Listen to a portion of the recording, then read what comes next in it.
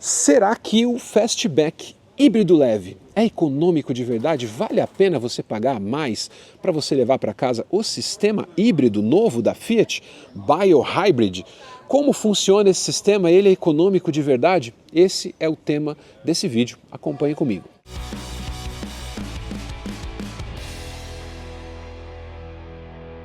Muita gente me perguntou: Marcos, esse carro é econômico de verdade? Quanto que você fez? Qual foi a sua média? Vale a pena eu comprar esse carro com um sistema híbrido leve? Então eu resolvi fazer esse segundo vídeo, tem a avaliação desse carro aqui, mas eu vou te mostrar na prática o que foi que eu economizei ou se eu não economizei com esse carro. Vamos acompanhar comigo. Rapidamente, né? Que carro é esse? Fiat Fastback Audace. É a versão de entrada com o sistema híbrido leve. Em relação a ímpetos, essa aqui é a versão mais barata, o que ela tem de diferente? O aro de roda é um pouco menor, esse daqui deveria ser aro 16, mas se olhar com calma aqui comigo, ele veio com aro 17, mas na descrição de produto, na ficha técnica, ele diz que tem que ter roda aro 16. Tudo bem, perguntei para a Fiat, eles ainda não me responderam. Então a roda da versão Audace é aro 16, o desenho do carro é exatamente o mesmo, está na cor branca, uma cor que eu inclusive não gosto, acho que não desvaloriza até o desenho do carro. Eu gosto do Fastback como proposta, mas branco para mim não dá, não tem graça, é uma cor sem graça. T200 Hybrid, não está escrito Audace nessa versão aqui, então visualmente é exatamente o carro que vocês já conhecem, né? Vantagens dele: porta-malão, porta-malas gigantesco. Você puxa aqui esse acabamento que é super prático, pode pôr um móvel pequeno aqui, que ele é imenso para quem tem família entre Pulse e Fastback, sem dúvida. O acabamento dele é meio simplão, isso toda a linha, eles não melhoraram tanto assim. Deixa eu voltar aqui que eu não gosto de barulho. Eles não melhoraram tanto assim o acabamento, mas ele tem um detalhezinho de acabamento melhor. Isso nos dois híbridos, tá? Aqui na porta ele tem um aplique de courinho. O banco, inclusive, é de couro já, tem saída de ar ali embaixo. E ele é um carro até interessante pelo custo-benefício, porque ele não tem banco de tecido, ó, o banco dele é de couro. Mesmo o banco do Pulse, banco que é diferente, o pessoal fala, ah, não, é igual do Argo, não é, é outro banco. Aqui ajuste de altura, aqui tem uma bateriazinha de íons de lítio, que eu vou explicar ela daqui a pouquinho. E o acabamento dele também muda pelo aplique, que tem aqui, com essa costura meio distanciada, né? E essa costura também está aqui, ó, aqui no painel. Todo o tabelier do painel, quem me segue sabe que isso aqui é um tabelier, ele tem um aplique de courinho também. O resto é plástico, mas aqui você tem um aplique de couro por inteiro. Mas ele tem algumas diferenças de conteúdo quando você liga o carro e de equipamento também. Eu digo que a versão é custo-benefício porque ele já tem partida por botão, esse é o bem-vindo da Fiat. Multimídia, 10 polegadas, com câmera de ré que é boa, a resolução da câmera é muito boa. Tem sensor também, o comando aqui do volante com múltiplas funções. Ele já tem carregador por indução, carregador de celular sem fio, bota ele ali, inclusive é refrigerado. Aqui ponto de carga USB e USB-C, ar-condicionado de uma zona digital, então, e comando automático também tem. E ele tem, logicamente, o câmbio automático e o freio de estacionamento eletrônico, o que é uma vantagem bem interessante. Fora isso, é um carro simplificado, né, e um pouquinho menos equipado do que a versão Impetus, que é a versão topo de linha. E essa versão custa R$ 151.900. Ele custa 10 mil a menos do que a versão Impetus, do que a versão mais equipada, que você vê, tem praticamente as mesmas coisas. É roda do aro maior, alguns comandos a mais e o painel digital que eu mostrei para vocês, que é bem menor e mais simples nessa versão aqui. Sinceramente, eu já estou achando que 10 mil reais de diferença eu ficaria com essa versão, porque o motor é o mesmo, os equipamentos são praticamente os mesmos, ele tem o essencial, multimídia boa, câmera boa, o ar digital com comando automático, tem ali detalhes de condução autônoma também, são itens de segurança passiva. Eu acho que essa versão é bem interessante. Por dentro, a diferença essencial está aqui, porque o painel da versão Audace, ele é menor, ó, tá vendo? Ele é bem menorzinho. Ele tem todos os comandos? Tem todos os comandos, sim, mas ele não é um painel grande, não é um painel impressionante, como você tem na outra versão, né? Então aqui você tem a monitoria do sistema híbrido, né, do lado direito, nível de bateria, do lado esquerdo, o nível de uso de força, tá vendo? É pequenininho, mas é diferença de 10 mil reais, né? E aqui o fluxo de energia. No caso, ele está dizendo que está usando só o motor a combustão, a bateria dele está carregada, eu estou parado. Então o sistema de monitoramento dele é mais simples e mais sem graça, posso dizer assim, do que da outra versão com o painelzão. Então basicamente a grande diferença vai ser essa daqui, tá? Mas o tema do vídeo é a gente falar de economia de combustível. Aqui está o volante com revestimento parcialmente em couro também.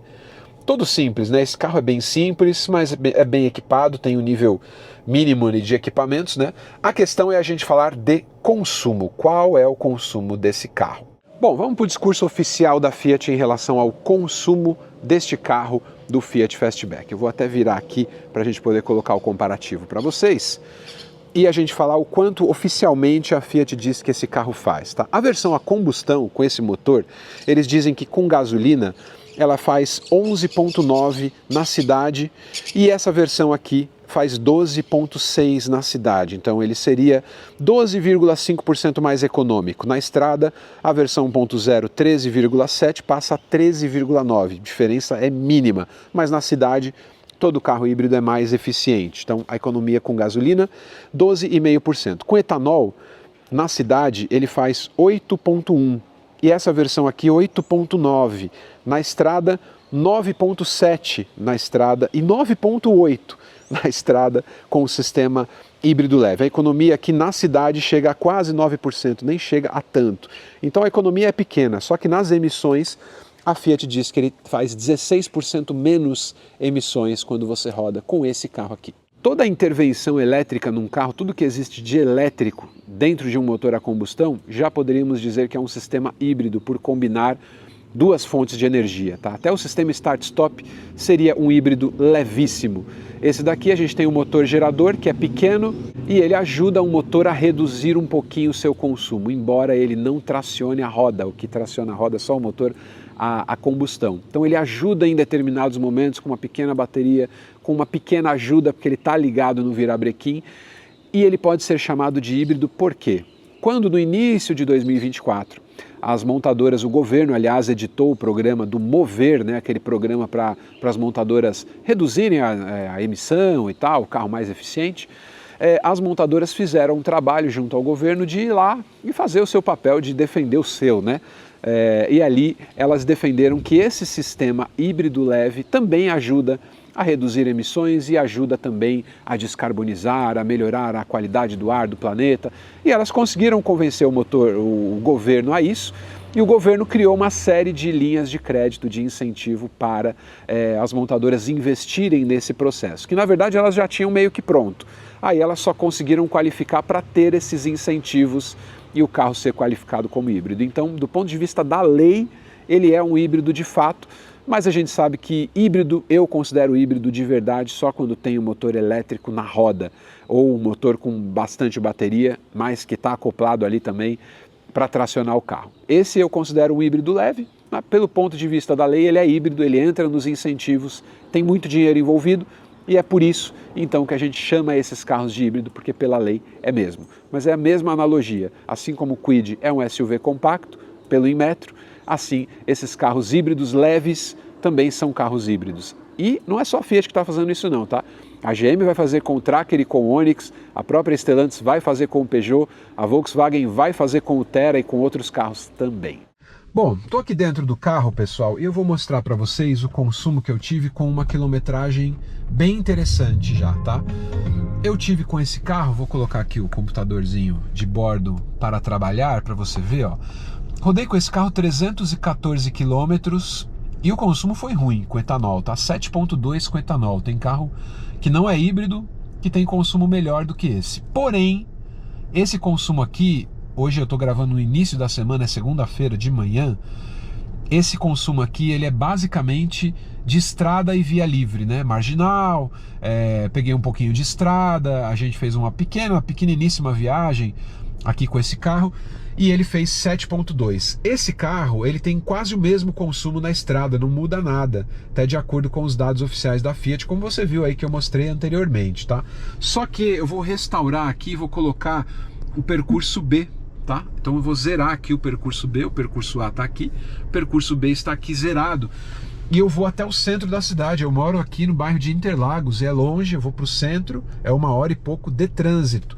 E aí a gente vai ver o consumo desse carro aqui, considerando com etanol, porque a Fiat manda esses carros de frota abastecidos com etanol e nem deu tempo de eu rodar tanto assim para a gente poder chegar na medida ideal, abastecer com gasolina. Então a média toda do vídeo é com etanol. Vamos andar.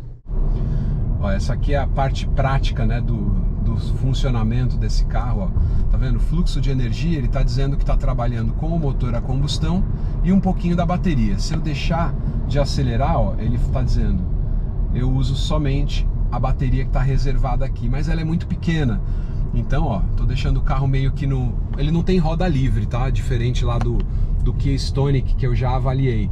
Mas essa bateria vai acabar rapidinho e aí ele vai novamente voltar a carregar. E essa barrinha lateral inclinada é uma alusão ao logo da Fiat. Nessa versão de entrada, ele não tem aquele gráfico tão bonito que você tem nas outras versões. Eu voltando a acelerar, ó, aí ele diz que volta a carregar a bateria. Deixei de acelerar, ele diz que está usando somente o modo elétrico do carro. Bom, até agora rodei 5 km, estou na famosa Marginal Pinheiros, o carro acaba de entrar na reserva, mas ele está marcando 7.2 km por litro, a média que estava antes na estrada, né? Mas a Fiat diz que é muito melhor na cidade do que na estrada, como os números do Inmetro mostram. Até agora não consegui passar de 50 por hora, vamos ver como é que vai ser no final desse percurso. Trânsito na famosa Marginal Pinheiros, trânsito pesado, e são 11 horas da manhã, não tem horário de pico não, gente. E aqui, 13.7 km, a média melhorou muito, 9 km por litro. Viram que a média anterior que eu tinha, 7.3 em estrada. Agora, no trânsito, realmente ele é bem melhor. Caindo um pouquinho, tô paradão aqui, 8.9. Vamos ver no final do percurso. Bom, já tô chegando aqui, pessoal, no final do meu percurso, da minha viagem de 21 quilômetros. Olha, aqui é o seguinte, ele é bem mais econômico na cidade do que na estrada, porque no anda e para do trânsito, vocês viram, muito trânsito, a versão a etanol, a versão a combustão, ela faz 8.1 na cidade com etanol, e essa versão híbrida, 9.